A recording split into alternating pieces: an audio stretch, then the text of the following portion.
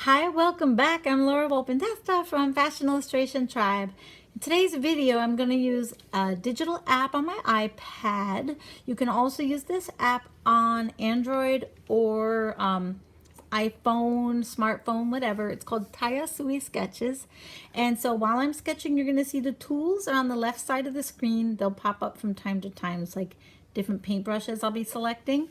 And on the right hand side, you'll see that there's color palettes that pop up. And there's also, I can adjust the size of my paintbrushes and the opacity of them on the right. The main point I wanted to make today in this particular drawing, I sketched from a photograph that I was looking at. And I wanted to drive home the concept of how messy it is that things happen. This was a 15-minute drawing, and I sped it up to about 7 minutes here. And I want to instill in you the idea of just how messy and bold. Let the drawing grow and let it get really messy and ugly. What that I would in music I would call that maybe the groove hasn't gotten warmed up yet. You know, you're just setting out the song. But once you get into a groove, the magic all starts to unfold, and you add and you experiment and you try different things. That's what you're going to see happen in this video. I wanted to do something really unedited or not perfect to free you up. Let me know if this is of value to you by liking, sharing, subscribing, or commenting. I would love to know your thoughts on doing quick work and the value of that, and the value of not erasing and worrying and holding back, but the value of making a mess to create something beautiful. Let me know what you think. Let's go on to the other side. So I've used a red canvas here. I don't always use a red background or a colored background, but I thought that would be a great way to experiment. This is particularly bright, which is why I'm using an acrylic brush pen. That acrylic paint is quite opaque, so I knew that if I use it over the red ground, it'll really pop. If I had used the watercolor brush on this red paper, it would be extremely sheer. Now, on the other hand, this is like extra thick, and it has this crumbly edge, so it's like a very bold statement. I had initially started with my watercolor brush when I just got the basic shape of her head, and I took a pencil that I'm using for nose, lips, eyebrows, just plotting out the features. This comes from lots of practice, but I do have a course that teaches faces from the beginning, so you can get a lot of practice on your faces. This particular course also teaches 3 different digital drawing apps, so it's like learning faces and drawing and apps all at the same time. I just really love being able to create art like this in my iPad. It's one of the things I love to do.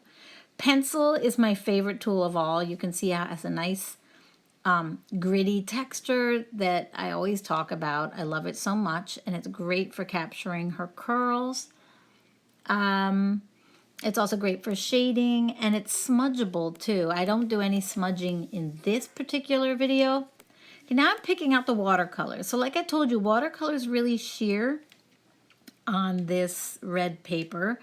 I'm filling it up by layering it over and over itself. But what happened was I felt like it bled too much over her face.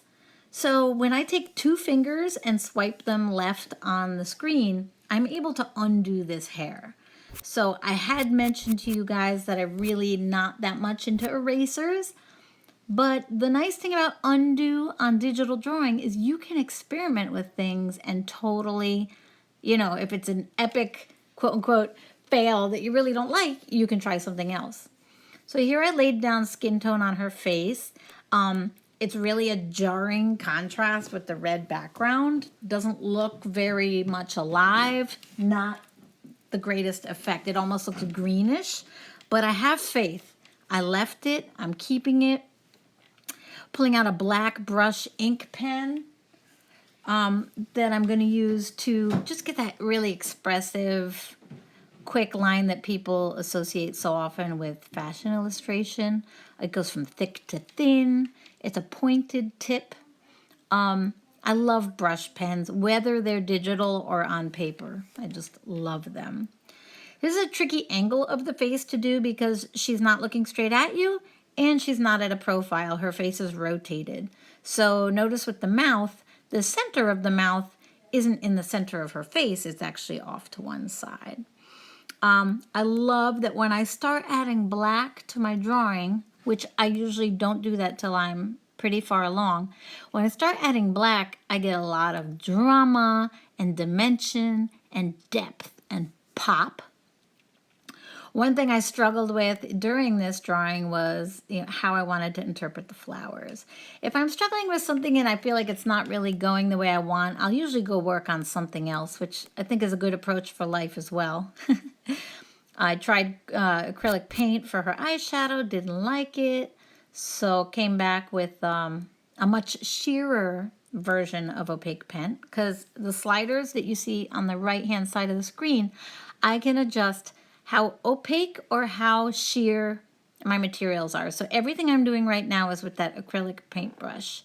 Acrylic is just, it's like a plasticky paint that is not watercolor. I'm using it very sheer right now, but if you use it full strength, it's just like a big crumbly mask. Okay, so I'm looking for highlights. She had the brown skin and the black shadows. Then I'm adding in all the shines that I saw in the photo. I'm using a very big brush, so her fingers were like one stroke each. Once I had them plotted out, I'm able to go back to the brush pen and kind of define details on them. Remember, again, this is like a double speed of the original video. So the original drawing I spent 15 minutes on. I had no attachment to outcomes. It was just a photo that I adored.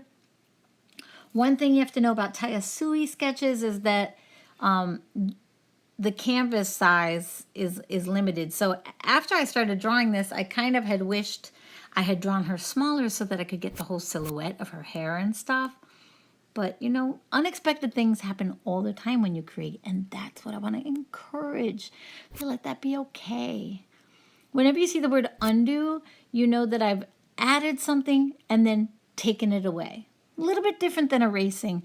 An eraser tool allows me to actually go in and pull off parts of what I've applied, but the undo tool just takes me back a step in time from the time my finger touched the screen to when I lifted it. So with the teeth, I wanted them to be light, but not like fluorescent white. So I got a sheer watercolor brush of gray, and I'm adding, actually it's a sheer black, and I'm putting that everywhere to add shadows now. Like I had added highlights first, and now it's shadows. I'm adding shadows wherever I see them in the picture.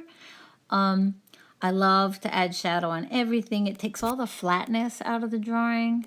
The light in the original picture of this was so dramatic and magical. So I tried to create that. When I get to the flower, I was just, I had been using a square tipped acrylic brush and it looked too rough for me because that sunflower had pointed tips. So I went back to my acrylic brush tool and chose a different tip. There's a square acrylic brush in Tayasui apps, and there's also a tapered acrylic brush in Tayasui. So I switched to the tapered one. It helped me capture more of the shape of the leaves. You can see I keep doing and undoing because the flowers looked so soft and so fluid in the original photo. And I wasn't getting that feeling that I wanted to. So again, instead of forcing the issue, I went to something else. I grabbed the green and added the little leaves and things. But the face, I'm like done with. I love how she's touching her hair, looking down and smiling. I feel that faces are extremely expressive, and that's why I created a faces course. Let me know if you struggle with faces or if you never tried digital drawing. Just comment below. Let me know anything you'd like to see more videos on. Don't forget, we've got great freebies on the website. If you subscribe at fashionillustrationtribe.com, along with, if you don't subscribe, lots of articles, videos, blog posts, and resources for fashion designers, illustrators, beginner sketchers. It's all there, digital as well as watercolor and pencil. It's just a creative hub. I'd love to see you come down over there. And also you can subscribe here to stay abreast every time we have new videos. Comment, let me know what videos you want to see. And thanks for joining us today. I look forward to seeing you again. Laura Volpin-Testa from Fashion Illustration Tribe. Catch you on the other side. Bye.